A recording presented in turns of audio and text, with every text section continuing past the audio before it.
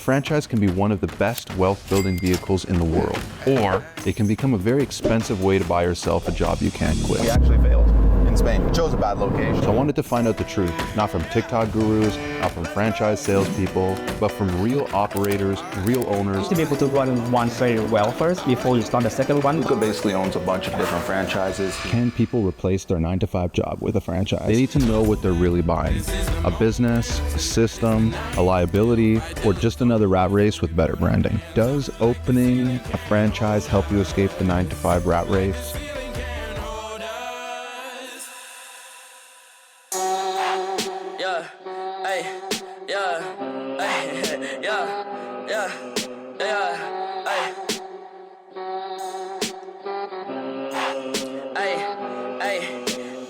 Like in one sentence, if I have to wrap this whole thing up, people don't look at me and think, bro, this guy's opened up 19 franchises. He can tell me how to open up my 5th.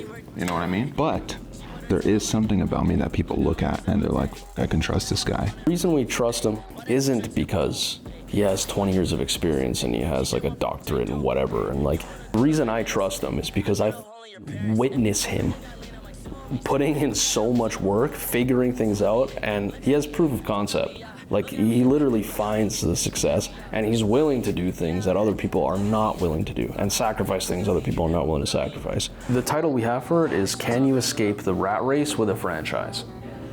That's what we want to learn, and we have.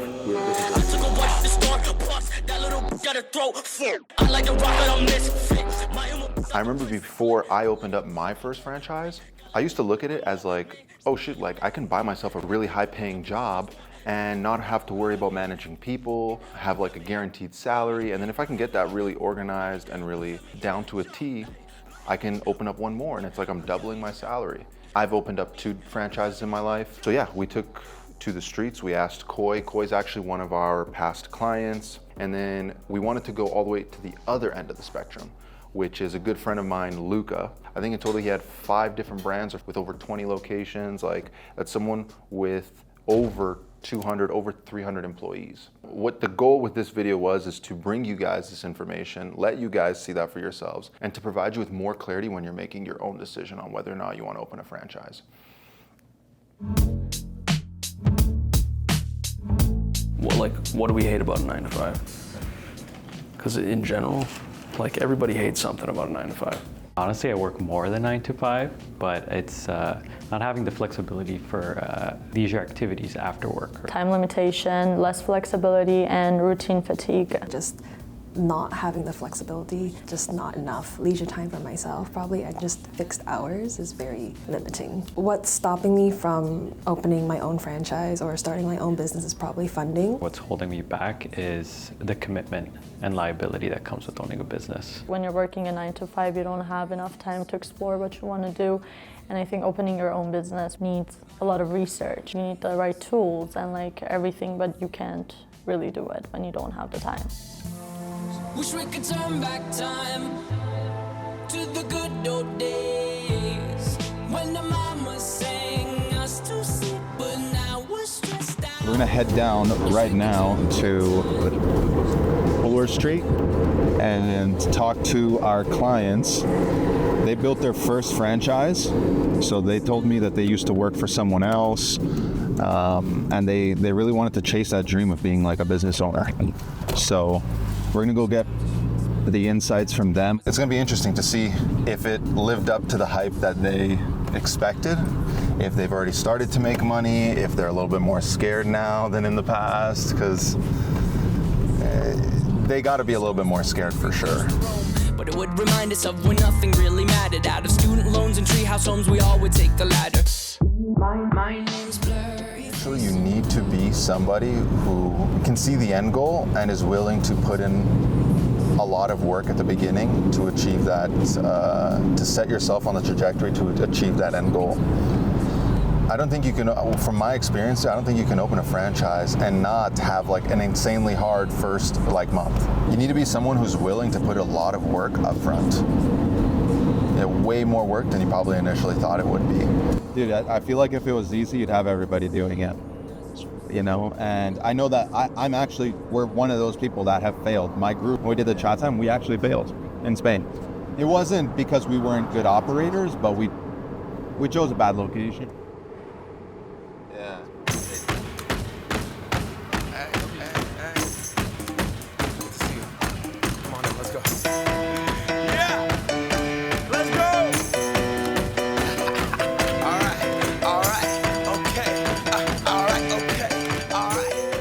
So when you're watching these videos of Koi, the new franchisee of Isabella's, keep in mind that he's only had this location open for no more than 2 or 3 weeks.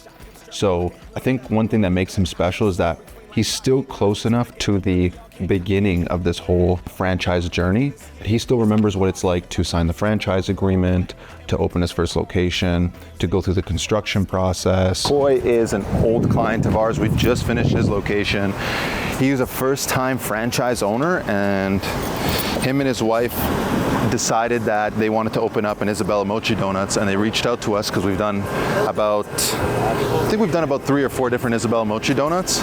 So we think that this would be a very interesting person for you guys to hear from if you're thinking about opening up a franchise. If you're unsure if you have what it takes, this is going to be the guy who can tell you what it takes to get one location up and running, you know? So what was one reason you wanted to make the jump, and what made you feel confident that you could make that jump? Yeah, so I think that, since we've been working, our 9 to 5 for the last 10 years. So I think at some point we just feel like we are ready for like another adventure, like a new experience, right? And so we did some research on like which brand that is, like that people love, and like we found Isabella's, and we talked to the consultant, we talked to Cecilia, talked to Dave, the founders of Isabella's. They are wonderful people, and that's when we decided to it's time to maybe give it a try to see how we can push it, and also what we can learn along the way. And it definitely has been a really good experience for us, and we're not regretting at all. Whatever goal that you and Demi have, like I don't know how much money you guys want to make. Do you think you can achieve that with one location? You need to be able to run one very well first before you start the second one, but obviously if you want to make more money, then you would have to open for the second, third, or fourth location. One piece of advice you would give to someone who is on the fence about making that jump, about like believing in themselves and themselves and their partner? Well, I would say that so I think first of all you need to do your own research. You do your own diligence first about the brand that you're trying to collaborate, or you go into it, like understand the result, the consequences, the process of working with the brand before you jumped on. And also work with a partner. Like don't go into the business by yourself is very risky, right? So maybe if you have your own husband or wife or spouse, you can do that, or you can look for a partner who has skills that complement yours. Coolest parts that like what Koi talked about is, and that it definitely showed on footage, is that you can see Koi's just a regular dude. You know what I mean? Like he just believed in himself enough to make that jump to opening a franchise, where many of you might be in that position. Do you find any similarities between you and Koi that way? Me and Koi? Yeah, because like his first experience versus your first experience, like what do you think? Like what parts do you relate to, what parts you don't? It's more on him. Like, you know what I mean? Where I had business partners. I have business partners in the franchises that I'm involved in. And they're older than I am, some of them, not all of them, but I can depend more on the people, where like it's him and his wife, and that's it. Like if that's who they depend on. Where I kind of relate more to him with me growing Olive Tree now, where it's like, this is really like, now I have no business partners. So it's really all on me and you guys.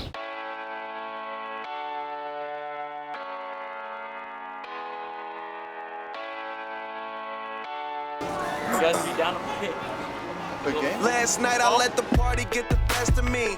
Waking up in the morning, 2 hours later. This is not a regular work day, I promise. Best of me.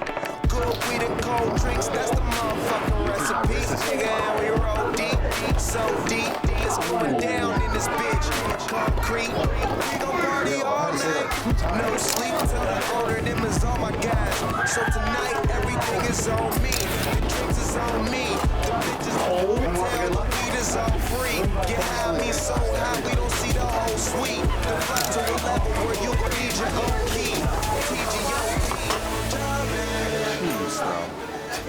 Annihilated both of us. Yo. Really? This is so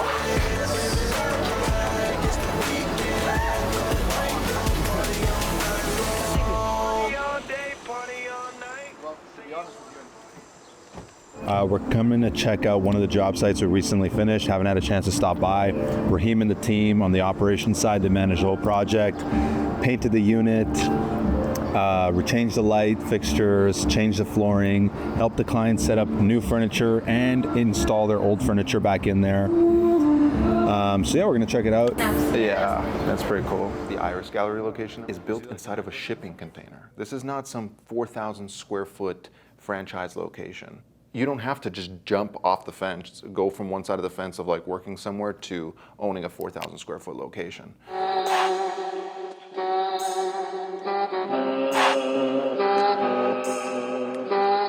Getting just Koi's opinion on this was not going to be enough. We wanted to take you guys on the journey of showing you what it's like on the complete opposite side of the spectrum. It really comes down to, I believe, what you want. How much money do you want to make? Are you going to go on within a franchise that's more hands-on and involved, or are you going to go with something that you don't need to be an owner-operator? Some franchises out there, they require you to be in the store operating the day-to-day operations, or else they won't sell you the franchise in the first place. Luca basically owns a bunch of different franchises. He owns Uncle Tetsu, Roy Woods, what's it, Blaze Pizza? Blondie's Pizza.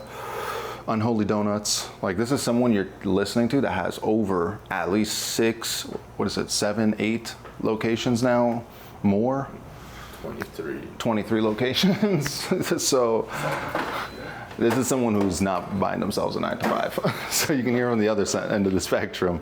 Video, can people replace their 9-to-5 job with a franchise? I don't think you could replace it, but you'll be working more than 9 to 5. But with one location? In every case. Not in every case. It's different work. If you have one location, you're just going to be buying yourself a job. If you have multiple locations, you're just going to be dealing with a lot of other problems. And when does that cross that threshold? Is it 1, 3, 2? What do you think? Each type of franchise is different. It depends on what type of franchise you have. Mm-hmm. Each franchise is different, depends on how busy, how many staff, what type of services you're providing. Mm-hmm. You can replace it, you're working for yourself, but I wouldn't think you'd work less. You're just working differently. So let's say, what if it was someone who just owns one franchise location? What is life like for them? Like, can they escape that 9-to-5?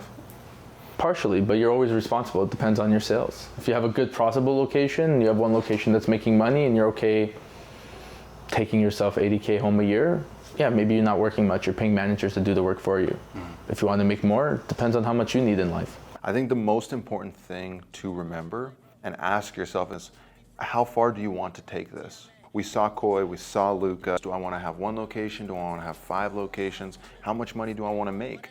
How involved do I want to be? I think the option for you to purchase a high-paying job is going to be there. You start going at 1 or 2 locations, you can probably get away with still buying yourself a high-paying job. But once you're passing 2, 3, 4 locations, like, it's going to take a lot more of a team to help you, I guess, logistically help with the franchise operations. If you're willing to choose how much time to give away, you're gonna work more. Like, you can choose to work more. Just having that freedom makes you actually want to do that. You know, if you're okay with taking like $80K a year back after paying people to basically do the job so that you are more free, yeah, you can get away with that.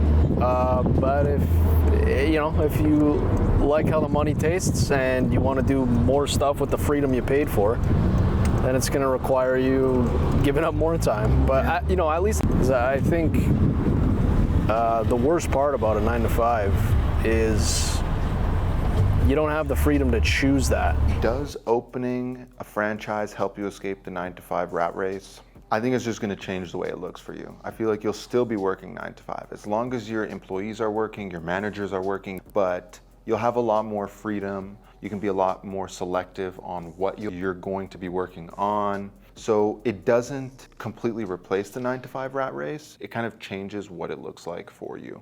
All right, if you've watched the video up until now, I appreciate you watching. You're going to start seeing a lot more long form content from us. We just really, honestly, as a team, we enjoy making it more. I personally enjoy it more. That's a wrap for this video. I'm gonna catch you guys on the next one. The bitches, the hotel, the weed is all free. Get high, me so high.